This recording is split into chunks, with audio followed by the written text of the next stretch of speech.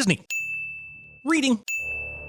Citation not needed. Cave, beach, distant dust cloud, dune sighting. In case you confused it with Yautja, Nebraska. Also naming your planet after a stubbed toe.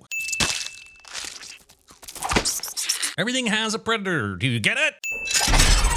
When approaching an enemy, there's a fine line between confidence and sloppiness. A line that can be drawn with a sword that announces your presence with sudden zoom zoom noises. I actually wish this fight would stop using the cave. It's so dark I have no clue which brother is talking, winning, or hugging. Also, this brother proudly uses the cave by flicking dirt at his opponent, an opponent who is wearing face protection and using heat vision. Not to mention that he appears to have missed him entirely. In the name of Edna Mode, is this apex predator seriously pinned down because he was stabbed in the cape? Skip! I'd wager that the shoulder blaster repair economy could theoretically hold up the entire Yautja financial system, given how consistently they get broken in these movies. How do you create interplanetary spaceflight but not come up with a better way to display information than this pixely cloud puff nonsense?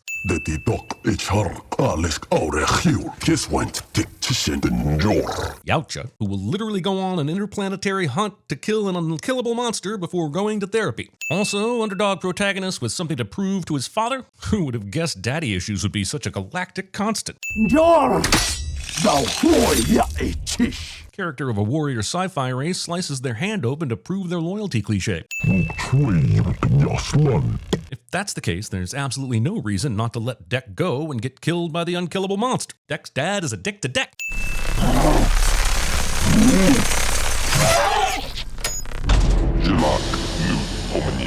Quay appearing to choose dramatic timing over practicality by waiting until he's moments from death to launch the ship, instead of launching it right after he locked Deck inside.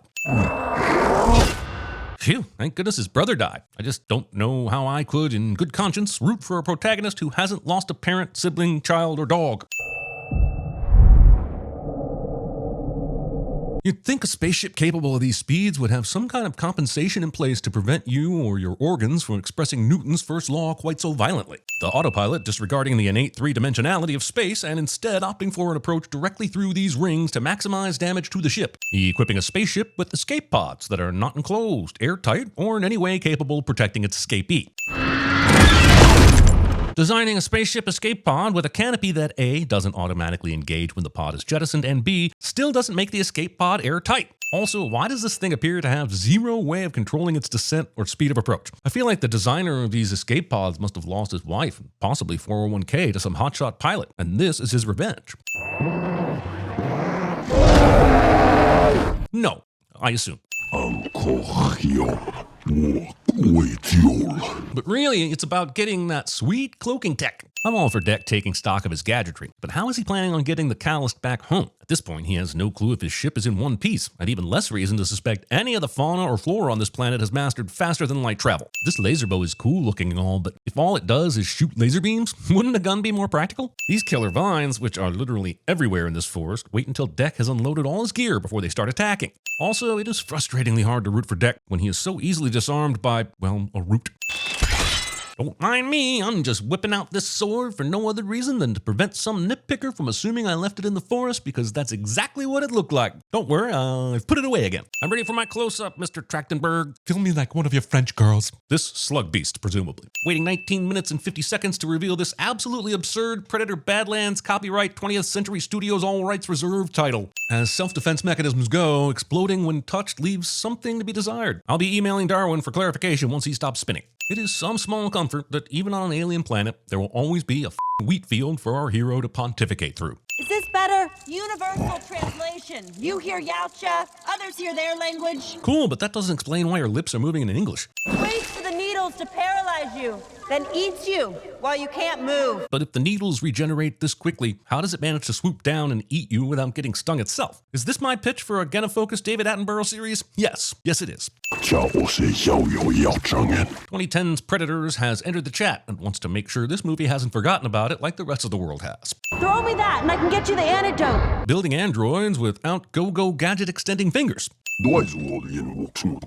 I'm synthetic. While that explains why you're still functional without legs, it does not actually answer the question. I was built and deployed by the Weyland-Yutani Corporation for research. So we're definitely not letting the whole shared universe thing go, are we? We're still holding on to all that despite the AVP of it all? I've seen the Kalisk. I survived it. Here's my proposal. You take me along with you, and I'll guide you to its den. Fortunately for Deck, he not only ended up ditching his ship in the area on the planet to which the Kalisk is native, but also within a short walk of someone who both knows where the Kalisk is and is willing to guide him to it. Sure, your brother died, but the day isn't a total wash. I've already shown you that I can be useful to you. That's kind of like saying, yes, I use ChatGPT to write my doctoral thesis for me. It's just a really advanced version of Microsoft Word, though, right? The patriarchy. What does the chewing? Your outside fangs or your inside teeth? Why the would the outside fangs do the chewing? This is supposed to be cute, but it's dumb. How fast were you going when your ship crashed? Faster than sublight speed? By definition, faster than sublight speed means the speed of light or faster. So is she seriously asking if he survived crashing into the planet at the speed of light? I call these Imbre Anguis. From the Latin meaning by a shower of snakes. A fitting name that you might have thought to mention to Deck before you were being showered by them. They just want a snack. Again, a helpful tip that would have been even more helpful if you had revealed it before you made Deck run 100 yards down a river with them spitting at you. This image of a droid strapped to the back of a warrior is definitely striking me, but I'm not entirely sure why. I didn't know what to do. Me too, buddy. I refuse to believe she's dead. Don't worry, Thea. You know what they say. You either die a synth hero or live long enough to see yourself become a CGI exposition droid. I always wonder about the information they choose to put on these readouts. I fail to see how useful an assessment that she is damaged is. Alien movie initially hides Weyland-Yutani's actual mission, which is invariably about stealing aliens to turn them into bioweapons cliche. And yes, I know I said alien movie. Two warriors, Deck and Thea, on the hunt. Quick question, what should I be doing? He just said that he needed to eat, so maybe you should be offering some suggestions in that department. Razor grass. It'll cut you to ribbons. Leading with how excited you are to be hunting with the Yautja, instead of immediately telling him the prey he's hunting is walking through a field of waist-high razor blades. Does this look badass? Abso-fucking-lutely. Does it make me question everything I know about physics and forward momentum? Abso-fucking-lutely. Yes, this ape and ex-predator make an adorable duo, but this is yet another movie that thinks we won't become attached to a critter unless it has a vaguely human facial arrangement and giant eyes. I present R2-D2 as evidence to the contrary. I don't know what kind of math they're teaching these kids at Predator School, but the fact that Deck manages to chop, climb, and leap his way onto the Lunabug is an unbelievable feat of trigonometry. Also, if a giant-ass tree falls off-screen in a field of razor grass and then disappears entirely, does it make a sound? The institutional sexism demonstrated by this Vine's choice to pass in front of all the male-presenting synths to attack Tessa specifically. This is the dream team right here. The dynamic three, the dynamic trio, the dynamic trio! Was Thea always this upbeat and chatty, or is it a byproduct of being ripped in half? Because if she was always like this, it's a wonder Tessa and the other synths didn't deactivate and box her up a long time ago. Oh, no thanks. I don't eat, but that's very sweet. Either Thea's universal translator is incapable of using synonyms to clarify words with multiple meanings, like sweet, or it was programmed to create comic moments by causing the occasional misunderstanding. What do you mean? Don't all Yautja have family? This is another odd question. The fact that Yautja have families doesn't mean Deck has to have one. They could have all died. Is she not aware Disney is at the helm now? Also, repeating we saw firsthand a mere 30 minutes ago. Sure, the movie needs Thea to know it, but my time is more valuable than your story consistency, damn it. Okay, Space Monkey see, Space Monkey do is hilarious and adorable, but where the hell did the fire come from? Sounds like he struck that thing up like a f***ing match. It's odd that Deck's first stop wasn't his ship. I mean, not even a cursory, man, I wish I knew where my ship was, so we knew he was at least thinking about it. Also, I'm sure these skulls represent a plethora of Easter eggs, but I'm honestly too focused on the story of Deck's Independence Day to care. This bomb malfunctioning in precisely a way that tells her exactly what it does without Elsa-ing her entire face. The tree would have eaten us without her. No, the Lunabug would have eaten you without her. The trees that were trying to eat Deck were in a different part of the forest before you turned up. There's a predator known as the wolf. They hunt in packs. The leader of the pack is the alpha. Programming your 25th century synth with information debunked in the 1970s. In the early 2000s, Peter Jackson invented New Zealand, and now every movie filmed there must have an obligatory wide shot of its cast walking along some dope-ass looking mountains. Weyland-Yutani synths. The Callus destroyed most of our mission team. As usual, a Weyland-Yutani attempt to bring home an alien species for weaponization fails spectacularly. I'm not sure how much money the company spends on these missions, but by now they must have lost trillions of dollars, and they still don't have an alien bioweapon to show for it. Despite the level of destruction evident at this battle site, this leg reattaching machine remains fully functional because the movie wants to break it later. Thank you, Deck. I'm never gonna forget this. That doesn't hold the same weight when you're a synthetic being with a hard drive. Thing I say to my hammer every time I hit my thumb instead of the nail somehow makes it into the script. Scene contains a shield and a sword, but no bullet. Oh, come on! God damn it! Unless the callus is made of styrofoam, it must be 10 times the mass of that tow truck. That means that, assuming the winch motor wouldn't just immediately burn out, it would pull the truck toward the callus and not the other way around. Watching this happen instead of hacking the hell out of those tendons or whatever and running away with a head. Deus ex salivana. Also, if it can only smell the clan smell when you're face to face, it needs a more effective system of marking. Any one of these hits could have meant accidentally killing a cousin. This must be one of those mystical freezing grenades that the Yautja developed in order to freeze their prey, but in a totally harmless, easily defrostable way for gradual snacking?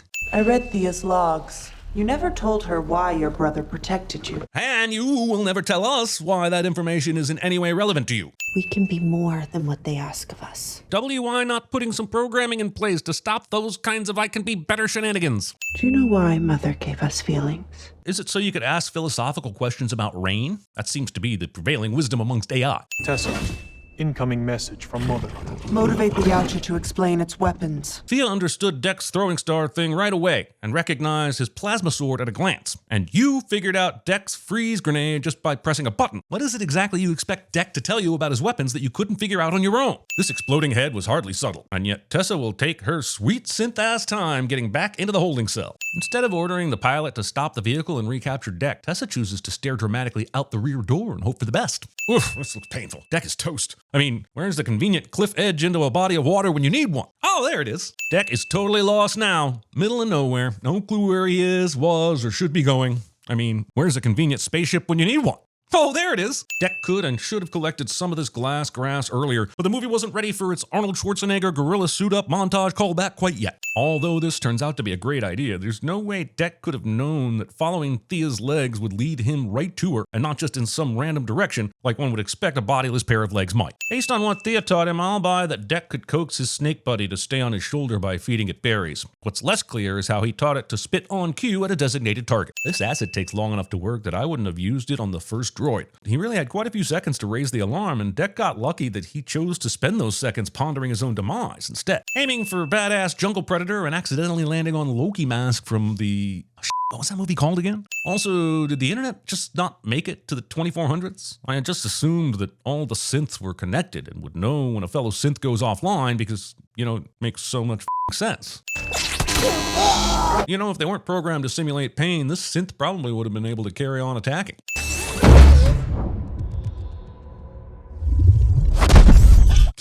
This fight scene is so fun, and Abigail Button's legs deserve a stunting Oscar, hands down. Also, while the flip was impressive, I'm not sure why it stunned this droid into paralysis like a scared goat. Thea's legs suddenly pull a Toy Story maneuver instead of attacking, as if the synth will discover what is clearly Thea's legs and dismiss them as an odd but ultimately harmless coincidence.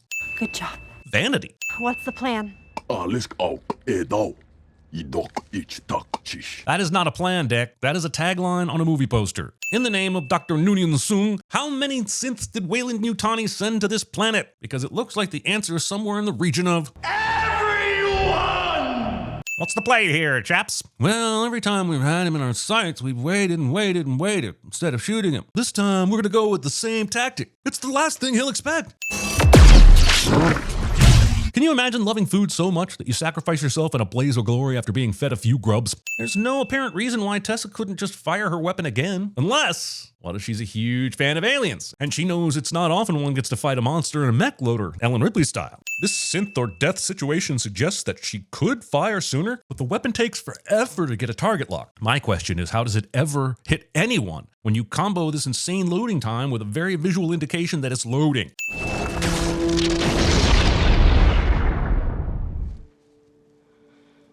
Children at home, this is why you chew your food. Kids. Oh, did you think this ship was broken? Were you expecting the movie to explain how it isn't broken and is in fact so not broken that it can take off and make it back home? Shame on you, reason-loving audience.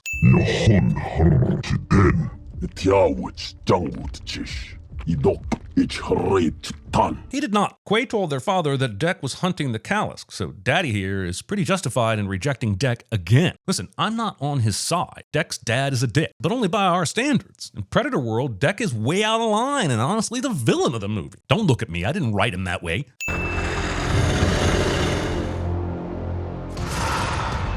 Premature credit abrasion. More friends of yours?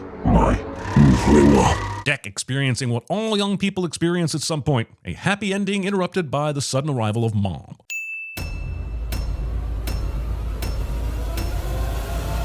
Knock it! If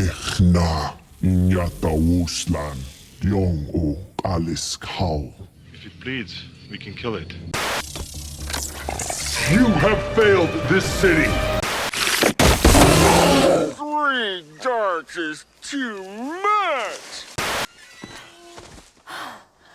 Hi. I call these Imbre Anguis. I have had it with these monkey-fighting snakes on this Monday to Friday plane! Julius all her pissa. Sister. So, you have a twin sister. By the power of Grayskull! As you wish. Oh my goodness, the chief really seems to like you. I mean, that is a great sign of affection in the Wachati tribe. Get away from her, you bitch! You should listen to her. I should listen to her. I don't know. Boring conversation anyway.